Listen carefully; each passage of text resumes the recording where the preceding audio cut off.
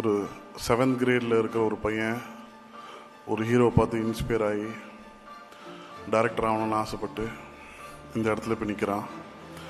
நான் Ajith sir fan ஆகாமல் இருந்திருந்தால் நான் என்ன ஆகிருப்பேன்னு தெரில. லைஃப்பில் ஏதோ ஒரு வேலையில் செஞ்சுருப்பேன். பட் ஒரு அஜித் சார் ஃபேனாக இருந்தால் என்ன நடக்கும்ன்றது இப்போ இந்த மொமெண்ட் எனக்கு ப்ரூவ் ஆகிருக்கு. ஸோ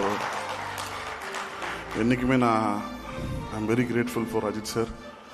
என்னை மீட் பண்ணும்போது நான் சரியான ஃபிலிமோகிராஃபி இல்லாத ஒரு டைரக்டர், நான் ஒரு பெரிய ஹிட் இல்லாத டைரக்டர். ஒரு ஃபஸ்ட் படம் ஹிட் ஆச்சு, அவ்வளோதான். பட் அஜித் சார் பொறுத்த வரைக்கும் ஹிட்டு ஃப்ளாப் என்றைக்குமே யாருக்கிட்டையும் பார்த்ததே கிடையாது. ஒரு ஹியூமனை தான் பார்த்துருக்காரு. என்கிட்டேருந்து அதை எப்படி அதை பார்த்தாருன்னு இப்போ வரைக்குமே ரொம்ப ஆச்சரியமாக இருக்கும். நான் சார்கிட்ட கூட நான் ஸ்பாட்டில் கேட்டிருந்தேன், சார் எதை வச்சு சார் என்ன நீங்கள் அப்போ போனி கபூர் சார்கிட்ட சொன்னீங்க?